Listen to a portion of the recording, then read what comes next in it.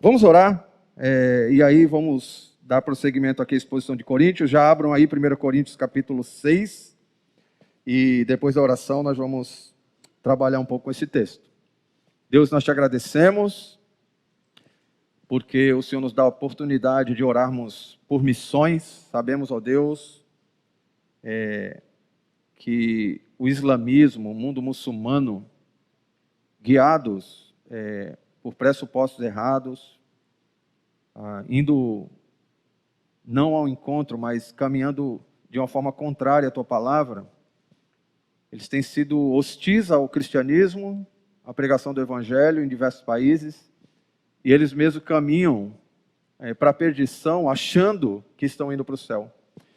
Eu te peço por esse povo, te peço por amigos meus, por conhecidos, por missionários que eu não conheço, que muitos aqui também não conhecem, que estão dedicando sua vida para pregar no mundo muçulmano. Te pedimos ao Pai que nesse mês de Ramadã, onde eles fazem um jejum, e é um dos períodos mais sagrados para o islamismo, que o Senhor de forma sobrenatural, o Senhor de forma soberana, use os missionários que estão infiltrados ali para poder pregar o evangelho e muitos sejam convertidos. Te pedimos também, ó Deus, pela exposição da tua palavra, como o Dário disse, que de fato ela faça efeito e que nós possamos ter cada vez mais pessoas puras, uma igreja madura, uma igreja que lida de forma correta e luta de forma correta contra não só a imoralidade sexual, mas toda e qualquer prática que vai contra a tua vontade.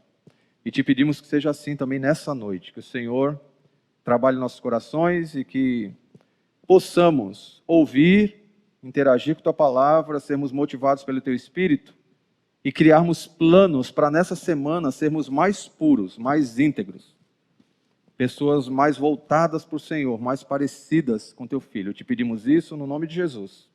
Amém. Nessa semana que se passou, hoje domingo, né, primeiro dia da semana, na semana passada, nós comemoramos 109 anos do naufrágio do Titanic. No dia 10 de abril de 1912, ele saiu da Inglaterra, da cidade de Southampton, direto para Nova York, e no dia 14 de abril, às 11h40 da noite, ele colidiu com um iceberg no meio do oceano. No dia 15, 2h20 da manhã aproximadamente, o Titanic afundou. 1.500 pessoas morreram naquela noite, muitos de hipotermia por causa do frio, muitos afogados. Relatos de outros também talvez atacados por tubarões. 700 sobreviveram, puderam contar a história, alguns deles até recentemente estavam vivos e contaram a história. 109 anos de comemoração, ou não de comemoração, mas de lembrança, né, do que aconteceu lá e de muitas mudanças tecnológicas no mundo naval para poder prevenir futuros, ou desde então, né, eles estudando, futuros naufrágios. Muita coisa foi mudada. Uma das coisas que marcaram nesse naufrágio, que não foi o maior do mundo, tiveram naufrágios maiores, foi a própria história e também o filme, né, que fez muito sucesso, com aquela musiquinha que fica na cabeça, com Leonardo DiCaprio, né, e a Kate Winslet. E romantizaram, então o Titanic virou um símbolo de grandes naufrágios, e uma história aí que, com esse romantismo do cinema, fixou essa história na nossa cabeça. Mas o fato é que o Titanic, ele afundou. Alguns espiritualizam dizendo que foi um castigo de Deus, porque quando, segundo a lenda, ele foi batizado para ser lançado na primeira viagem, quando ele saiu no dia 10 de abril, falaram assim, essa é uma das maiores obras construídas pelo homem, nem Deus afunda esse navio, né? Então alguns dizem que Deus falou, não, eu afundo sim, eu vou mostrar que eu sou soberano. Eu não sei se isso é verdade, isso faz parte dos mitos ao redor do Titanic, mas o fato é que um navio desse tamanho, com essa proporção, que foi o maior construído na época, afundou por um motivo assim muito banal. Ele colidiu com um iceberg. Ele colidiu com um bloco de gelo. Eu não sei se todos entendem o que é um iceberg, essa imagem eu coloquei só para a gente entender um pouco o que aconteceu lá com o Titanic. O iceberg ele é um bloco de gelo formado de água doce congelada que fica flutuando no mar, que é salgado, né? O problema é que o iceberg é exatamente, isso aí é uma foto de um iceberg, ele tem 10%, é exatamente assim, ele tem 10% aparente fora da água.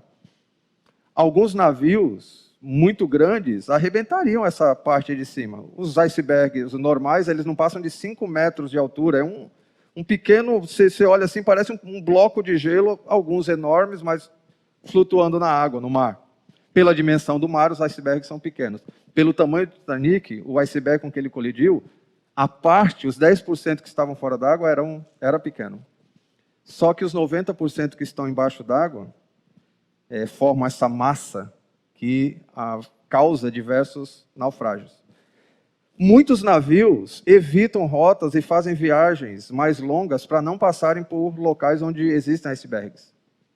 Porque alguns são muito pequenos mesmo, essa parte que está fora. E como ele tem essa massa muito grande, alguns navios que não estão equipados com equipamentos muito bons de rastreamento ou de mapeamento, né? Com radares precisos, podem e ainda batem hoje, ainda são naufragados por causa de icebergs. Por que eu estou falando tudo isso? O que isso tem a ver com Coríntios? Se o iceberg é um bloco que se descolou ali da calota polar, seja do hemisfério sul ou norte, e está flutuando no mar, e às vezes ele se desintegra em pedaços menores, que são icebergs menores e continuam causando dano, por conta de toda essa massa que está submersa e não aparece, os 3 textos que nós estamos estudando nessa fase aqui da exposição de 1 Coríntios, tem tudo a ver com isso. Então eu queria que vocês, nessa noite, imaginassem o seguinte: imagine que nossa vida compare nossa vida com um navio, ou nossas igrejas, nossas vidas juntos aqui como igreja, como um navio que está navegando no mar da vida. Imagine que nós estamos agora passando num local do mar, ou numa região ali do mar, onde nós temos icebergs.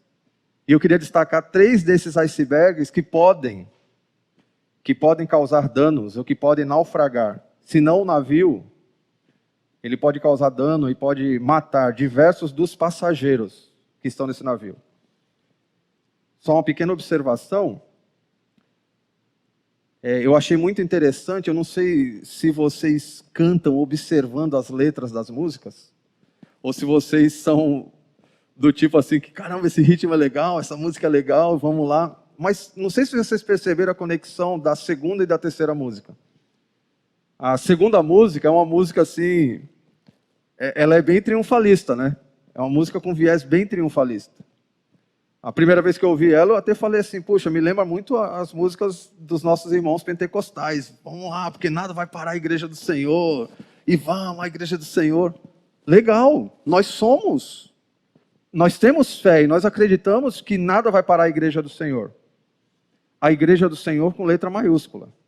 A igreja que é do Senhor. A obra que é do Senhor, ela caminha. Mas como igrejas locais, agências, como pessoas que fazem parte dessa igreja do Senhor, nós temos também perigos que nos circundam e que podem causar danos. Então eu achei muito legal cantarmos que a pandemia, os problemas, não temos mais Coliseu, não temos mais leões, né? Mas nada vai parar a igreja do Senhor, amém? Amém, nada vai parar. Mas o contraponto da segunda música é bem interessante. Como igrejas locais, nós fazemos parte de um plano que exige obediência. Porque o próprio Deus pode nos disciplinar, como nós vimos na última pregação, e como nós estamos vendo na Europa, uma igreja que é uma igreja local, uma agência terrena aqui da igreja do Senhor com letra maiúscula, agora estou falando de igrejas do Senhor com letra minúscula, as agências, nós, igrejas locais, formadas por crentes e descrentes, e por crentes maduros e crentes imaturos, essas pequenas agências, elas podem sofrer danos. E na Europa nós temos igrejas fechando. Nós temos grandes templos que foram usados por cristãos, hoje sendo usados por muçulmanos. O que fez isso acontecer? A falta do que nós cantamos na última música. Eu quero ser santo, santo, santo.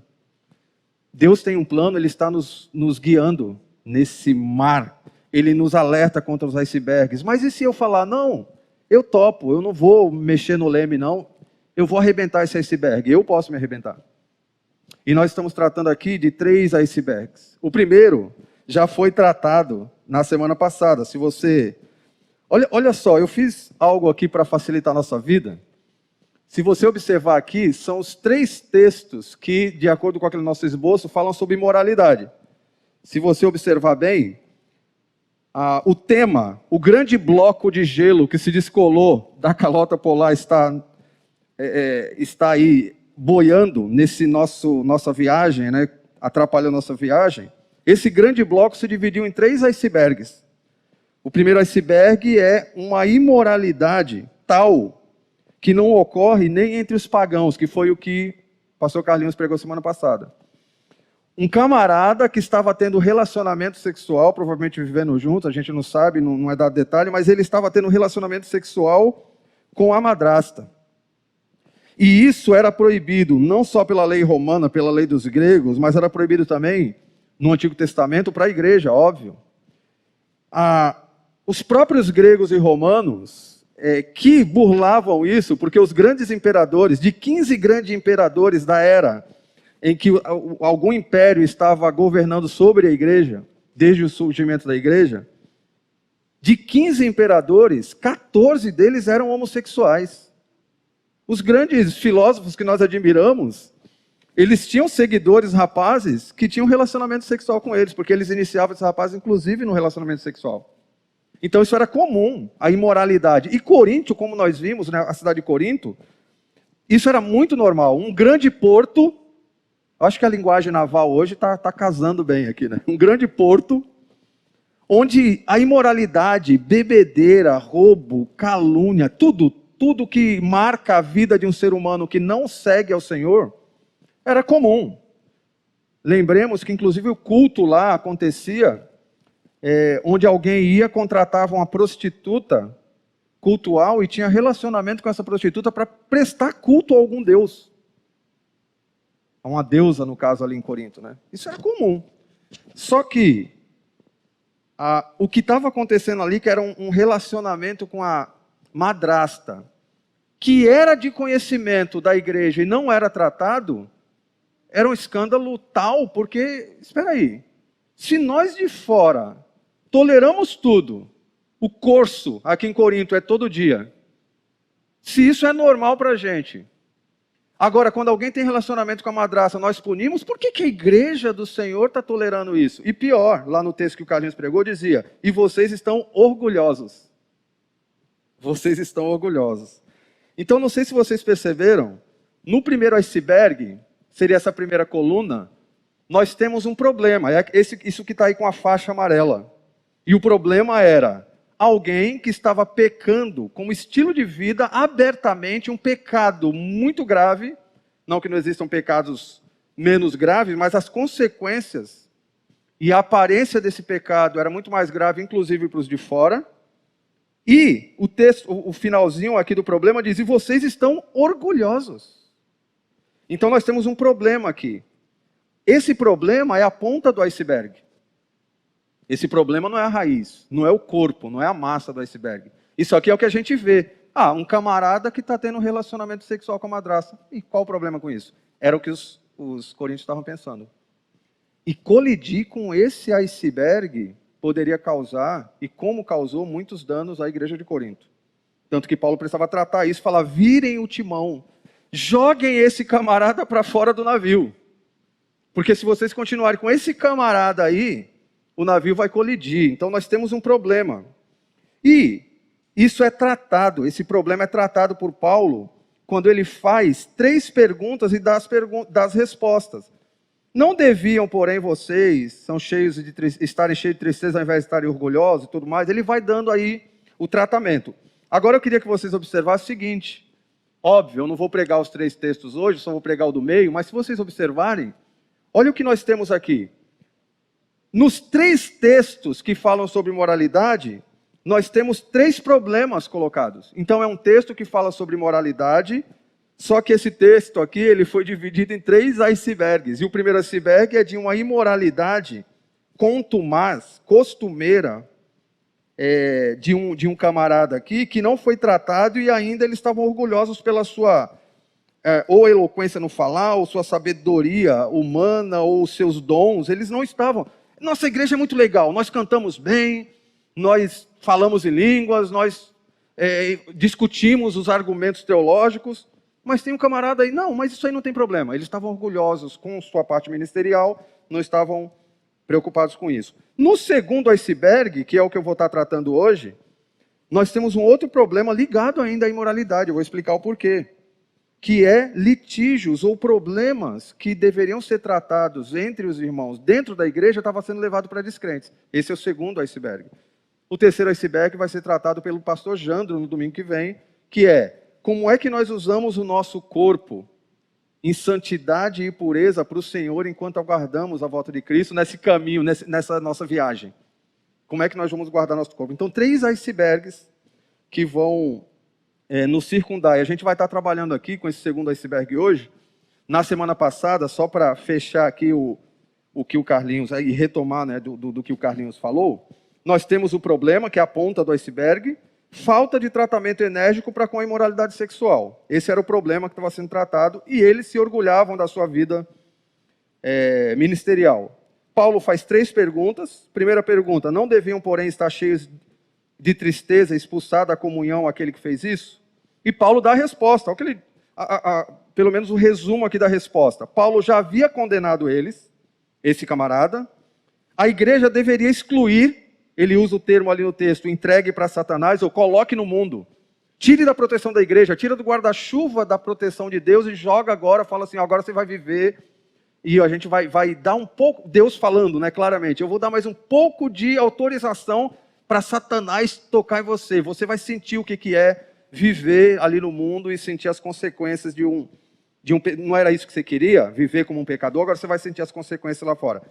E a igreja deveria se entristecer com o pecado. A segunda pergunta que Paulo faz é: vocês não sabem que um pouco de fermento faz toda a massa ficar fermentada? E ele diz: livrem-se do fermento velho. Então, a segunda resposta de Paulo é: a igreja deveria excluir, livrar-se do fermento. Entregar para Satanás é excluir. Livrar-se do fermento velho é excluir. A igreja deveria cortar a comunhão com o excluído. E a terceira pergunta que ele faz: pois como haveria de julgar os de fora da igreja, não devem vocês julgar os que estão dentro? Que é o texto que eu vou estar trabalhando hoje. A igreja deveria julgar, disciplinar, excluir, expulsar esses camaradas. Agora, olha só. Se o problema era o que estava aparecendo ali, um camarada que tinha relacionamento sexual com a madrasta, a causa do problema estava submersa, e às vezes a gente não percebe. Olha o que ele diz: para que seja a massa nova e sem fermento, como realmente são, pois Cristo, nosso Cordeiro Pascal, foi sacrificado. Por isso celebremos a festa com o fermento, não com o fermento velho, nem com o fermento da maldade e da perversidade. O que ele está dizendo? A falta de entendimento ou valorização do que Cristo fez na cruz faz com que nós caminhemos na direção do iceberg. Às vezes colidimos com o iceberg, não jogamos, não expulsamos em nome desse falso amor, porque quem ama disciplina. Por falta dessa obediência, cabe mais obedecer a Deus do que em nome de gostar de alguém, deixar o pecado, acabar com a igreja. Igreja com letra minúscula agora, né? A igreja local. Então, a consequência disso é que uma falta de entendimento do que Cristo fez na cruz, da minha posição em Cristo, faz com que eu faça vista grossas, não exclua. E tenha medo de não manter comunhão com alguém que está excluído, porque alguém, quanto mais no pecado, alguém que já foi buscado o tratamento, ele diz: não, é isso que eu quero, é isso que eu quero, é isso que eu quero. Então, Paulo é muito, muito categórico quanto a isso. E olha, o resultado, ou o resumo da pregação do Carlinhos é esse: baseados na nossa posição em Cristo, nós, que somos, então, né, alvo desse sacrifício na cruz, e buscando preservar a santidade da igreja, nós devemos excluir pecadores obstinados. Ele diz: exclua, entregue para Satanás, exclua, livre-se do fermento, exclua, não tenha comunhão. Não tem discussão. Se o camarada está com essa ponta do iceberg à mostra e não quer tratamento, nós devemos excluir. Livrem-se do fermento velho. E aí a gente chega agora nesse segundo iceberg, que é litígios. O texto diz assim: se algum de vocês, capítulo 6, versículos 1 a 11. Se algum de vocês tem queixa contra outro irmão, como ousa apresentar a causa para ser julgada pelos ímpios, em vez de levá-la aos santos? Vocês não sabem que os santos hão de julgar o mundo? Se vocês hão de julgar o mundo, acaso não são capazes de julgar as causas de menor importância? Vocês não sabem que haveremos de julgar os anjos, quanto mais as coisas dessa vida. Portanto, se vocês têm questões relativas às coisas dessa vida, designem para juízes os que são da igreja, mesmo que sejam os menos importantes. Digo isso para envergonhá-los. Acaso não há entre vocês alguém suficientemente sábio para julgar uma causa entre os irmãos? Mas ao invés disso, um irmão vai ao tribunal contra outro irmão, e isso diante de descrentes. O fato de haver litígios entre vocês já significa uma completa derrota. Por que não preferem sofrer injustiça? Por que não preferem sofrer o prejuízo? Em vez disso, vocês mesmos causam injustiças e prejuízos, e isso contra irmãos. Vocês não sabem que os perversos não herdarão o reino de Deus? Não se deixem enganar. Nem imorais, nem idólatras, nem adúlteros, nem homossexuais passivos ou ativos, nem ladrões, nem avarentos, nem alcoólatras, nem caluniadores, nem trapaceiros herdarão o reino de Deus. Assim foram alguns de vocês, mas vocês foram lavados, foram santificados, foram justificados no nome do Senhor Jesus Cristo e no Espírito de nosso Deus. Marquilande, volta um slide aqui só para mostrar uma curiosidade. Não, você vai ter que voltar para aquela tabelinha que tem os três blocos. Isso. Irmãos, se vocês observarem, essa lista que eu li aqui no final do segundo bloco, do capítulo 6, vocês viram que tem vários desses indivíduos também no final do capítulo 5? Olha lá, final do capítulo 5. Não tenham comunhão, mas agora estou lhe escrevendo que não devem associar-se com qualquer que dizendo-se irmão, pode ser que o camarada também não fosse crente, seja imoral, avarento, idólatra, caluniador, alcoólatra ou ladrão. Olha a listinha do lado, no capítulo seguinte. Me parece que Paulo está estabelecendo um padrão. Esse é o padrão de quem é descrente. Essa é a vida. O descrente é descrente. Esse aqui é o padrão dele. Para ele é normal viver assim. E Paulo está chamando a atenção. Por que vocês vão viver esse padrão se vocês não são mais assim? Essa é a incoerência. Por que eu vou viver o padrão dos que são de fora, dos descrentes, se eu não sou? No capítulo 5, ele chama a atenção. Não vivam esse padrão de moralidade. Agora ele está dizendo, em resumo, por que eu vou levar para fora, para os descrentes que têm esse padrão, causas que eu julgo aqui dentro da igreja? Por que os santos vão levar causas para os ímpios julgarem? Qual a motivação? E ele vai responder isso. Então volta aí, Marquilande, por favor, porque é isso que Paulo vai estar respondendo a partir de agora. Olha lá. Mesmo padrão, primeira coisa que ele coloca é um problema. Problema. Questões normais dessa vida e litígios levados para serem julgados em tribunais. Por descrentes. Isso aqui é a ponta do segundo iceberg. A gente vai ver o que está por trás, o que está por baixo d'água ali, o que vai fazer com que esse problema esteja acontecendo. Primeiro, Paulo já nos dá uma dica aqui, né? Você está levando questões ou litígios. Olhando um pouco mais para trás aqui da carta, a gente vai ver que ela já apresenta alguns problemas que existiam entre os irmãos. Lembra que a gente está vindo de uma sessão chamada partidarismo, divisões. De repente, muitos irmãos ali brigaram, estavam brigando por conta de eu sou de Paulo, eu sou de Apolo, eu sou disso, daquilo. E essas brigas causaram discussões, litígios tal, que causaram talvez agressões, talvez palavras mais duras. Não sei. Alguém, de repente, é uma possibilidade, levou, eu vou te processar por difamação, eu vou te processar por isso, por aquilo. Não sabemos exatamente se é isso. No capítulo 4, nós temos uma dica. Olha o que diz no capítulo 4. Assim, pois, importa que os homens nos considerem como ministros de Cristo e dispenseiros dos mistérios de Deus. Ora, além disso, o que se requer dos dispenseiros é que cada um deles seja encontrado fiel. Todavia, a mim, muito pouco se me dá de ser julgado por vós ou por tribunal humano. Nem eu tampouco julgo a mim mesmo. Me parece que a linha de raciocínio de Paulo é: o que me importa é pregar o evangelho e ser um dispenseiro fiel. Se eu vou ser julgado pelos de fora, pelos de dentro, se eu vou ser julgado por isso, não importa. Aliás, ele termina esse capítulo também dizendo que quem vai julgar os pregadores, os pastores, vocês lembram dessa pregação do Dário aqui? Alguns lembram dessa pregação, como por exemplo, principalmente por causa da festa que teve no banheiro da casa do Dário, quando ele, ao invés de ir para a escola, foi jogar videogame. Vocês lembram da história, né?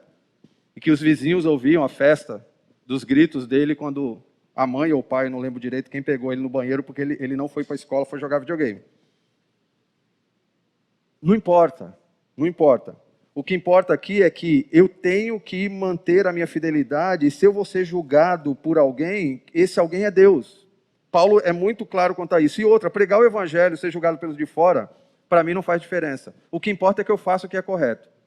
Então Paulo já tratou um pouco sobre essa questão de julgamento. De repente, questões religiosas estavam levando pessoas para o tribunal. Ou questões financeiras, no próprio capítulo 4, quando Paulo vai comparar o ministério dele, de Apolo, dos apóstolos, com a vida dos coríntios, ele fala assim, nós somos escárnio para o mundo, nós somos espetáculos para os de fora. Nós somos pobres, vocês são ricos. Ricos baseados em quê? Será que em processos em cima dos irmãos? Paulo não estava elogiando a riqueza deles. Mas parece que a motivação deles não era a mesma motivação de Paulo. Então eu não sei exatamente o que, mas Paulo está dizendo que sim, existia esse problema.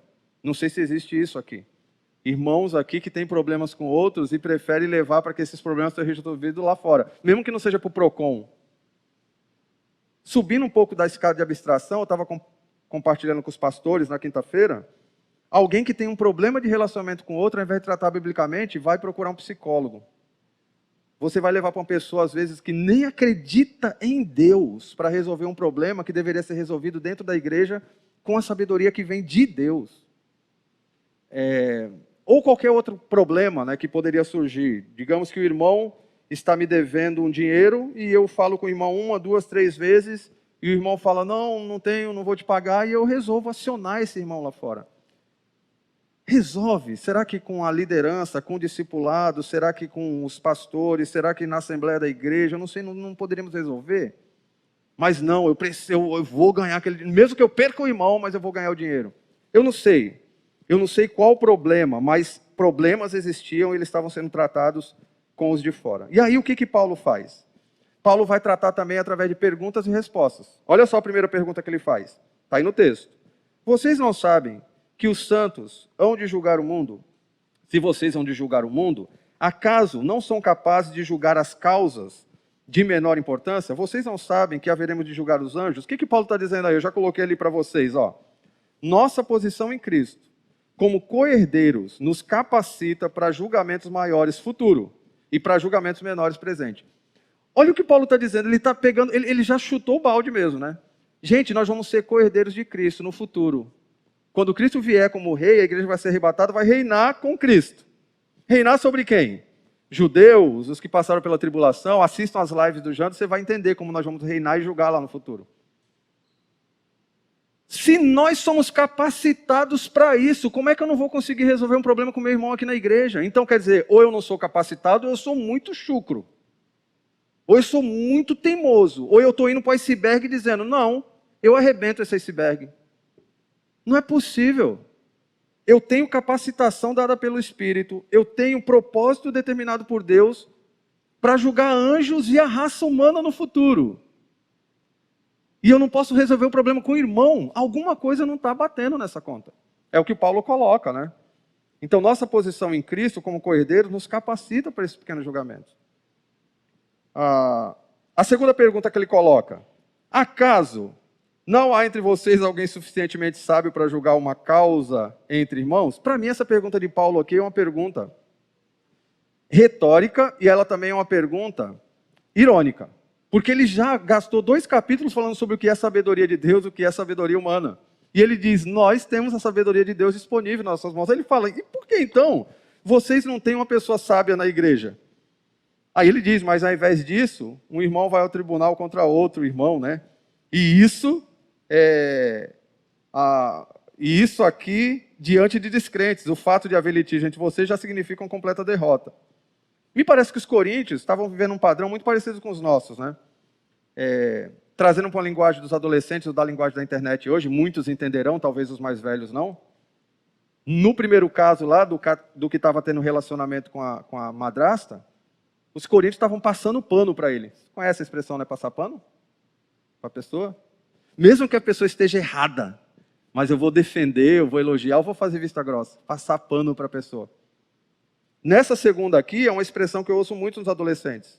Essa segunda pergunta diz assim, ó, só o fato de haver problemas entre vocês, sendo que vocês são capacitados para resolver e não resolvem, é uma completa derrota. Os adolescentes falam muito isso, é só a derrota.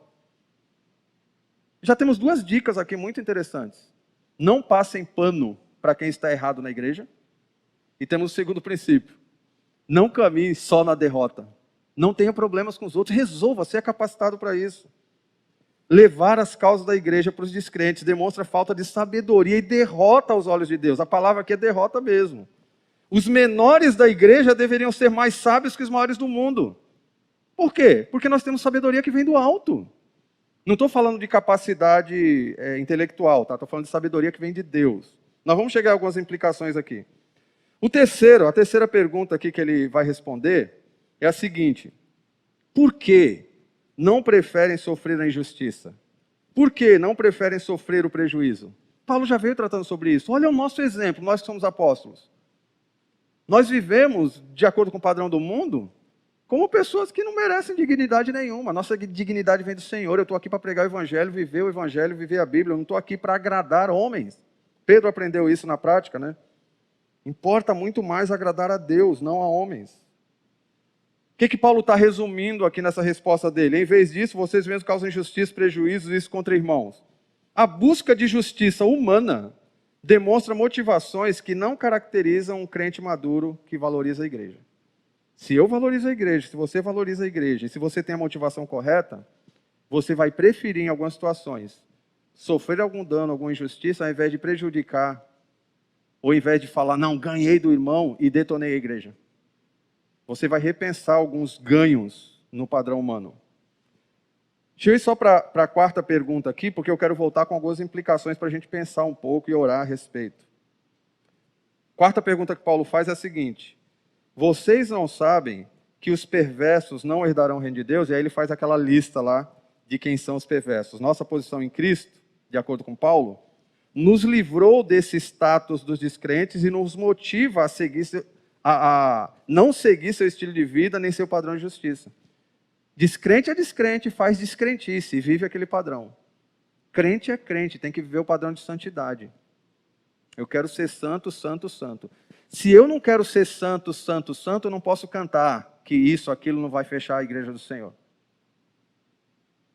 Nada vai parar a igreja do Senhor, porque a igreja do Senhor vai caminhar de acordo com as regras do Senhor. E essa igreja não vai ser fechada, pode ter certeza. Então nós temos que tomar muito cuidado com esses icebergs que nos circundam e às vezes a gente só fica olhando a ponta dele. Deixa eu voltar aqui, pensando em algumas implicações. Volta para aquele slide da primeira pergunta, por favor, Marquilândia. Eu quero só colocar algumas implicações. Isso. Baseado nessa primeira pergunta, que nossa posição em Cristo, como co-herdeiros, nos capacita para julgamentos. Tem pelo menos 3 implicações aqui que eu estava matutando. Pensa aqui, ó. Nós temos tudo o que precisamos para julgar nossas causas, pois somos capacitados para julgar coisas muito maiores. Nosso problema não é capacidade, sim entendimento e prática, é vontade. Quando eu não quero resolver um problema com o irmão, não é porque eu não posso, eu não consigo, é porque eu não quero. Porque eu posso, eu tenho capacidade espiritual, se eu sou crente, para chegar para alguém, sofrer prejuízo, resolver o problema, não gritar mais alto que ele, ter que caminhar mais uma milha. E se os dois entrarem com essa atitude, o problema é resolvido muito mais rápido. Então, não é uma questão de capacidade, é uma questão de entendimento ou prática. Para um novo convertido, legal. O novo convertido ainda não entende tudo. Mas para quem já é crente velho e não quer resolver os problemas, e se diz capacitado com o Espírito Santo, aí é muita teimosia. Aí está agindo no padrão do camarada lá que estava tendo relacionamento com a madrasta. Porque lá, quando Paulo compara, ele vai dizer, esse está fazendo esse problema absurdo, mas não se associe não só com esse. Não se associe com quem? Com toda aquela lista ali, ó. Imorais, idólatras, adúlteros, ladrões, avarentos. Esse é o padrão de fora. Então eu não vou viver esse padrão. Inclusive ali tem avarentos e tem trapaceiros. Talvez pessoas que queiram muito ganhar em cima do outro, não importa o motivo, não importa o prejuízo que vai causar o outro, mas eu vou ganhar, eu quero ter. E trapaceiros ou manipuladores que vão ganhar talvez a discussão e não vão pedir perdão? Então, essa é uma implicação interessante, não é a falta de capacidade. Segunda implicação, temos um propósito estabelecido por Deus para julgamentos cósmicos no futuro. Por que não resolvemos os problemas do dia a dia da igreja? Eu sugiro só duas respostas. Ou imaturidade, se você é um novo convertido, um novo crente, ou obstinação, que é passível de disciplina e de exclusão. Lembremos que a exclusão não escolhe o pecado, não é o pecado, um pecado que exclui. É a obstinação naquele pecado que vai fazer com que a pessoa seja disciplinada e excluída. De repente é uma teimosia para não resolver problemas. Eu sou orgulhoso demais para abrir mão. Está para chegar o dia que a igreja vai tratar todos esses pecados da mesma forma. O cara é orgulhoso demais, é fofoqueiro demais, é igual a um adúltero. O cara que mata e que quer continuar matando, o serial killer, vai ser igual aquele linguarudo que mata pessoas com as palavras todo dia. E também vai ser disciplinado, vai ser excluído. Então, assim, nós temos que aprender isso. Paulo não está colocando listinhas dizendo, esse é mais... Não. O padrão de fora é errado e eu não devo fazer isso. Imaturidade ou obstinação na hora de resolver os problemas é comparado a qualquer outro tipo de pecado que é obstinado. Tem jeito. Terceiro, não resolver as questões entre os irmãos na igreja e no contexto do discipulado deveria nos deixar com vergonha. O texto diz isso. E às vezes nós estamos orgulhosos. Na célula, um monte de gente que nem conversa. Eu nem troco olhar com alguém da igreja.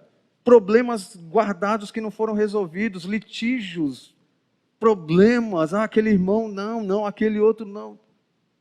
E eu ali todo orgulhoso. Eu devia estar com vergonha. Nós deveríamos estar com vergonha de litígios que existem, porque de acordo com o texto isso é só derrota, né?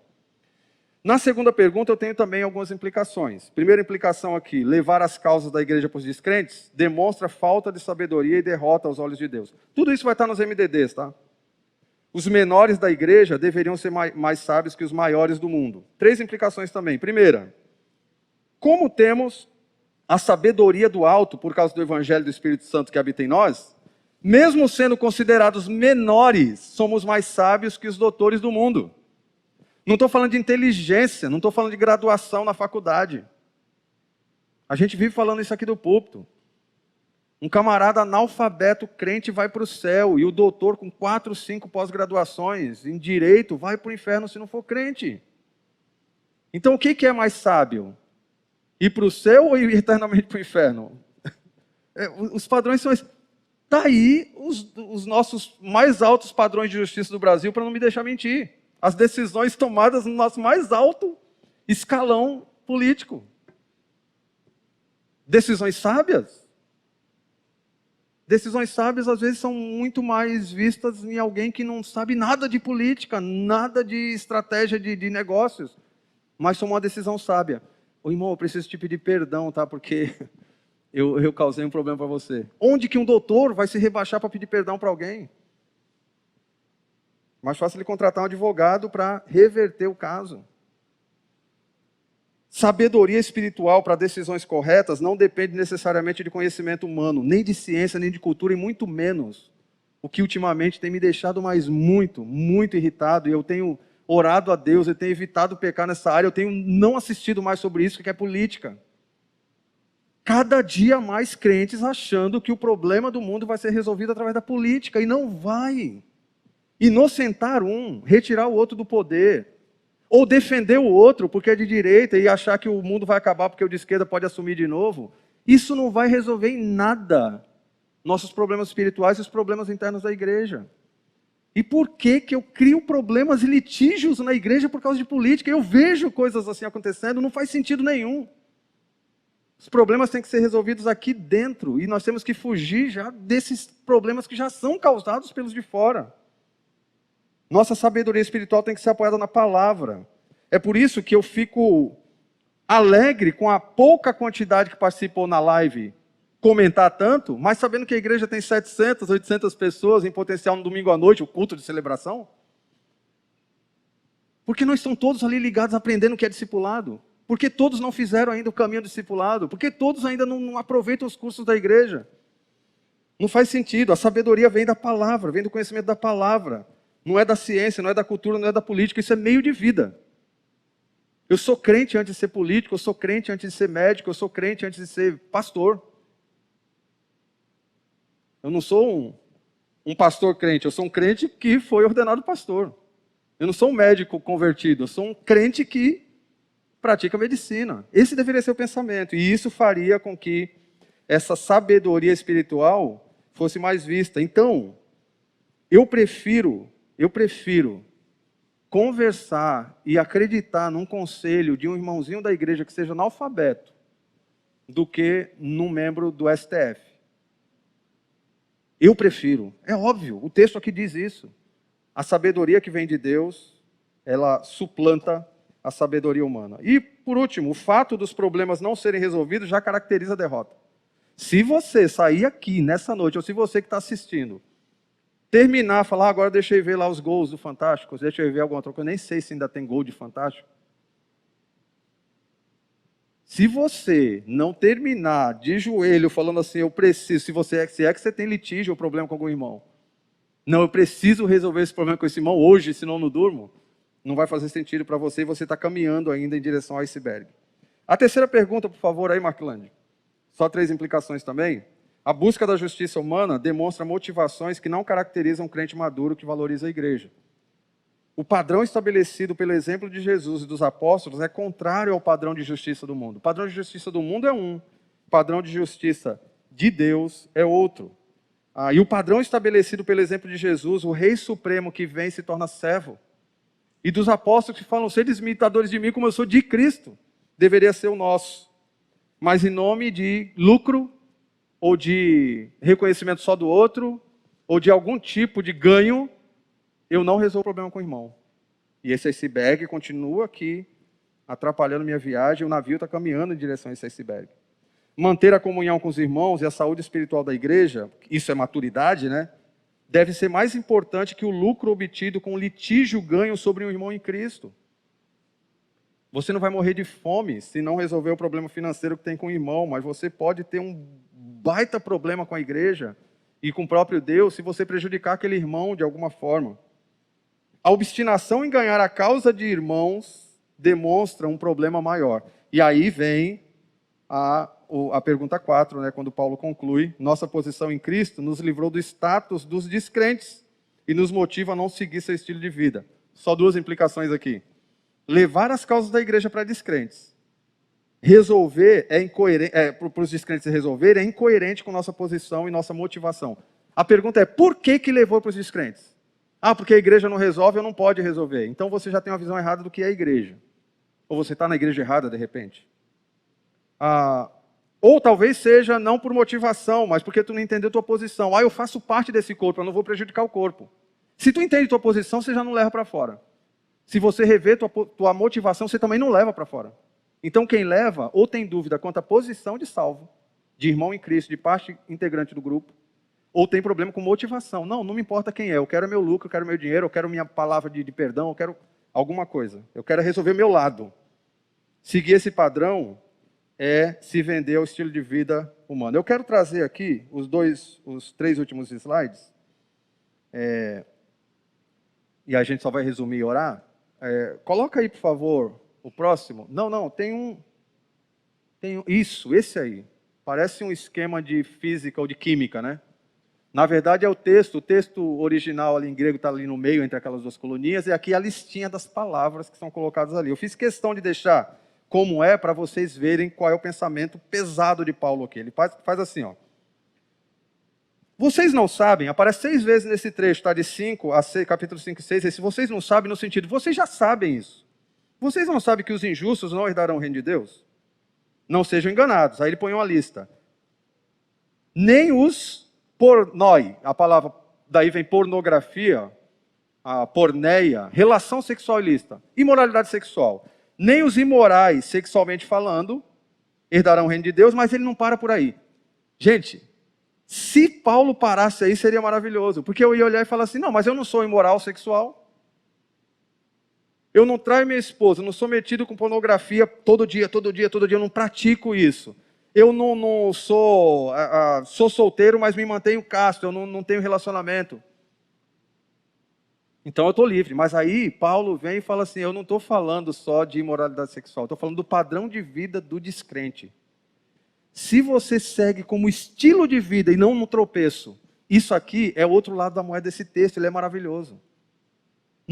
Todos nós da igreja podemos tropeçar, não só podemos, como já tropeçamos e talvez tropeçaremos novamente no futuro em algum desses pecados. O problema é quando isso aqui é um estilo de vida, quando isso aqui é a minha vida. Eu vivo esse padrão.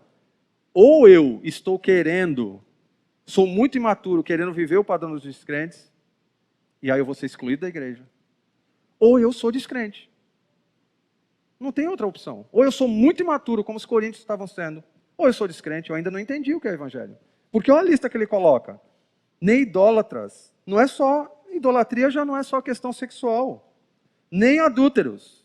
Para quem aqui está flertando com a ideologia de gênero, achando que sim, a igreja deve aceitar toda essa questão da ideologia de gênero, o texto é muito claro. Nem homossexuais passivos, nem homossexuais ativos. Ele especifica. Nem ladrões, nem avarentos, gananciosos, nem alcoólatras, bêbados, nem caluniadores, abusivos, injuriadores, nem trapaceiros, vigaristas. Gente, a lista, e não é uma lista exaustiva. Provavelmente era uma lista do que mais era dos pecados tops de Corinto. Nós aqui poderíamos acrescentar alguns pecados nessa lista. Nós. Qual é o sua dificuldade, seu problema, algum que você já cometeu? Mas aí é que vem o grande lance da salvação. Isso aqui é o padrão de fora. E aí o que Paulo está dizendo por quê? É que ele não usa o termo em grego, por que cargas d'água, né? Por quê? Você é salvo, tem uma posição em Cristo, entende o Evangelho, sabe o que Cristo fez por você na cruz, vai levar as causas para pessoas que são imorais, idólatras, adultos, homossexuais, ativos, passivos, ladrões, avarentos, alcoólatras, caluniadores, trapaceiros. Por que você vai levar suas causas para serem resolvidas por eles? Para quê? Não faz sentido nenhum. Isso aí não fecha. Outra, por que vocês vão viver esse padrão? Não vivam. Não sejam imorais. Entenderam agora por que a imoralidade permeia esse texto? O padrão de vocês não é esse mais. Então, ele termina de uma forma linda, mais linda, maravilhosa. Olha o que ele diz. Qual é a causa do problema? Se a ponta do iceberg é questões normais dessa vida, litígios levados para serem julgados em tribunais, olha o que está por baixo, os 90% ali do iceberg que está por baixo. Causa do problema: falta de entendimento ou falta de valorização da nossa capacidade, por causa da nossa posição, para resolver os litígios com sabedoria do alto. E falta de cuidado, ouçam isso, para não viver de acordo com o estilo de vida perverso dos descrentes. Quando o Dário fala aqui, ele não está brincando. Gente, procure seu discipulador. E abre o jogo, conversa e fala, eu preciso de ajuda. Homens, quer o segredo para você resolver teu problema no casamento? Procure sua esposa e fale com ela. Esposas, procurem seus maridos. Abra o jogo. Estou com problema nisso. Como eu vou morrer contigo mesmo, nosso casamento não vai acabar e a gente vai ter que viver eternamente, eu quero que você me ajude. Procure, talvez, criar um ambiente para que o outro também se abra. Não crie um ambiente de medo, nem no discipulado, nem em casa, a ponto de você falar, não, mas se eu falar para ela, ela vai se divorciar, ela vai me largar. Então, esposa, seja sábia.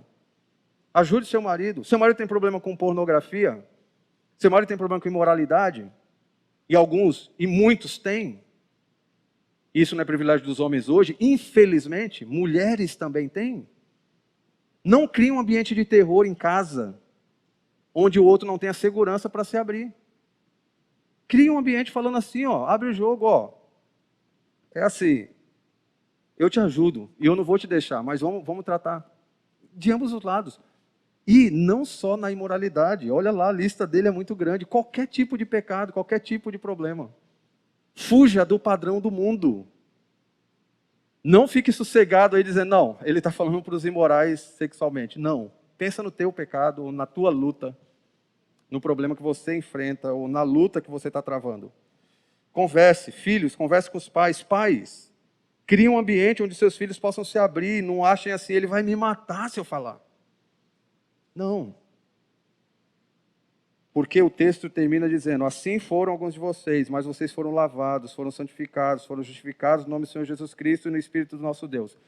Se tua esposa não te perdoar, se teu marido não te perdoar, se teu pai não te perdoar, se teu irmão de célula não te perdoar, Deus já te perdoou.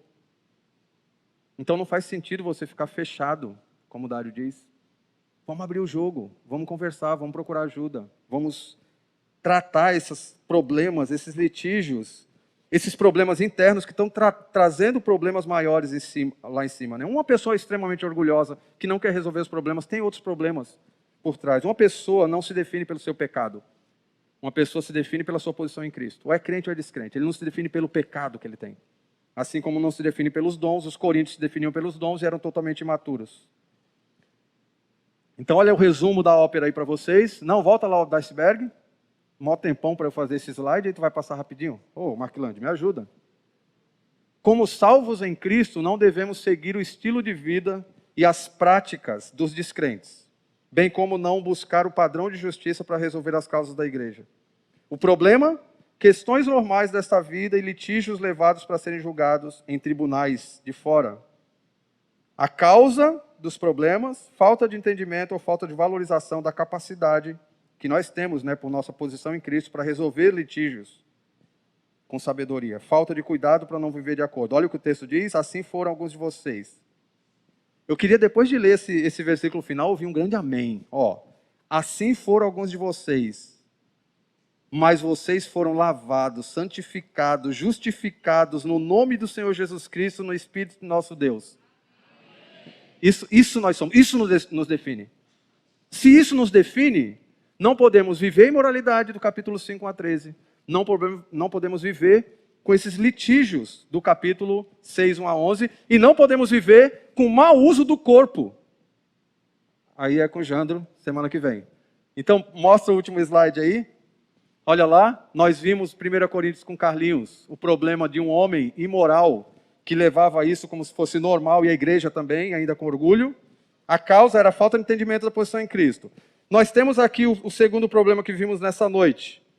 Pessoas não resolvendo problemas dentro da igreja, causa falta de reconhecimento de quem é em Cristo. E, tira esse slide para eles não verem spoiler, semana que vem o Jandro vai estar falando.